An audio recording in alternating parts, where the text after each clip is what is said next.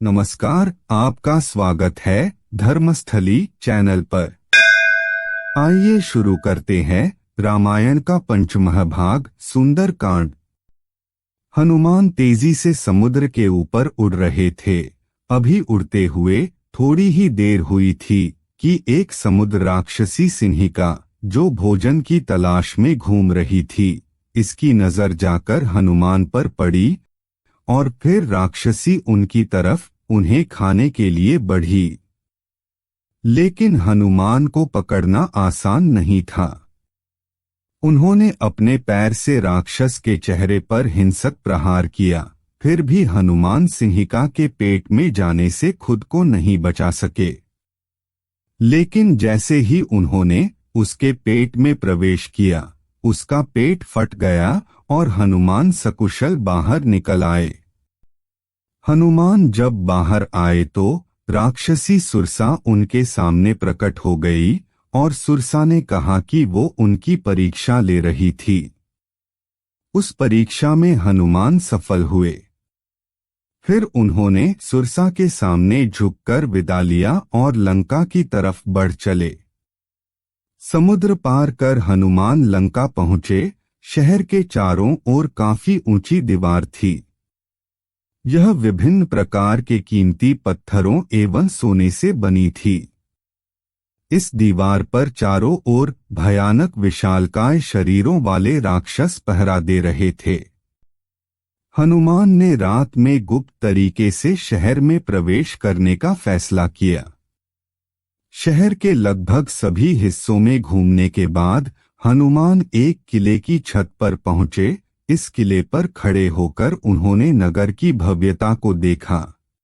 इधर-उधर घूमते हुए हनुमान रावण के महल में आ गए। वहां उसी शाही निवास के ठीक बगल में एक छोटा सा बगीचा देखा। बगीचे में जाकर हनुमान एक ऊंचे पेड़ पर चढ़ गए।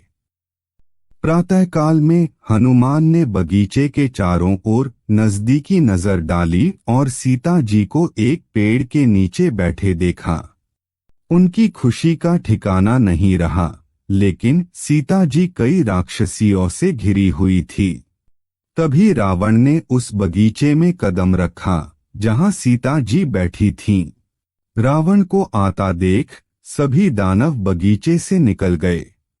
तब रावण सीता की ओर बढ़ा और फिर एक बार रावण ने सीता से विवाह करने और रानी बनाने की इच्छा व्यक्त की। सीता जी ने उससे कहा, जैसे सूर्य और उसका प्रकाश एक दूसरे से अलग नहीं हो सकते, वैसे ही कोई भी मेरे पति को मुझसे अलग नहीं कर सकता। सीता जी की बात सुनकर रावण गुस्से में वहां से चला गया। कई राक्षस बगीचे में आए और सीता को डराने और धमकाने लगे। उनमें से कुछ ने रावण को अपना पति स्वीकार करने के लिए मनाने की कोशिश की। हनुमान उसी पेड़ पर बैठे थे जिसके नीचे सीता बैठी थीं। राम से अलग होने के कारण सीता जी को जब हनुमान ने दुखी देखा तो वह कोमल स्वर में राम की कथा सुनाने लगे। हनुमान की बात सुनकर सीता जी चौंक गईं और उन्होंने पेड़ पर बैठे हनुमान से पूछा, इस राक्षसों की भूमि में मेरे पति की महानता का वर्णन कौन कर रहा है? तब हनुमान ने सीता जी को राम की अंगूठी सौंपी और कहा, मैं राम जी का सेवक हूँ और आपके लिए संदेश लाया हूँ। हनुमान के शब्दों ने सीता को बहुत संतुष्टि दी। संदेश में दोनों भाइयों की सकुशलता एवं आपके सकुशल होने के प्रति चिंता व्यक्त की है। हनुमान ने यह भी बताया कि राम जी जल्द ही अपनी सेना के साथ यहाँ पहुँचेंगे और सभी राक्षसों को मारकर आपको बचाएंगे। सीता राम की सेना की ताकत के बारे में आश्वस्त थीं। अचानक हनुमान की नजर रसीले फलों से लदे पेड़ों पर गई। उसे देखकर उन्हें भूख लग गई। वह सीता जी का आशीर्वाद लेकर फल के वृक्षों के पास चले गए और फल तोड़कर खाने लगे। पहरे पर मौजूद राक्षसों ने हनुमान को रोकने की कोशिश की, लेकिन हनुमान ने उन पर हमला किया और उनमें से कई को मार डाला।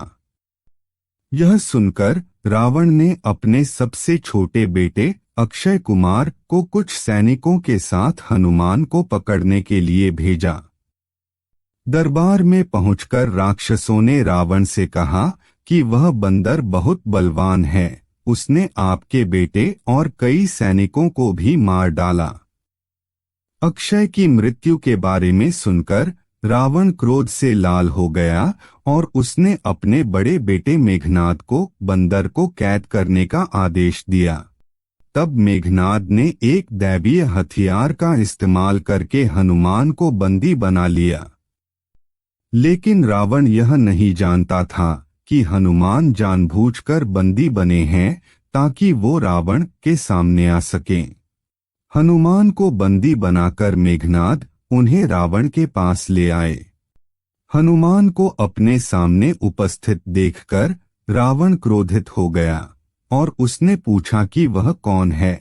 हनुमान ने कहा, मैं राजा सुग्रीव का दूत हूँ, और चेतावनी देते हुए रावण को कहा ही उसके बुरे दिनों की शुरुआत हो गई है।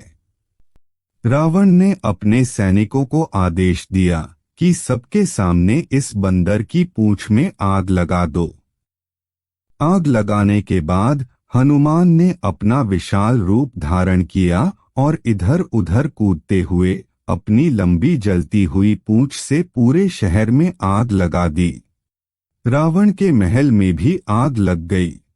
चारों तरफ चीख पुकार मच गई। अंत में लोगों ने कहा, यह विपदा निस्संदेह उनके पापी राजा द्वारा किए गए कुकर्मों का परिणाम है। आज के लिए बस इतना ही। इसी प्रकार के ज्ञानवर्धक एवं रोचक वीडियोस के लिए हमसे जुड़े रहे।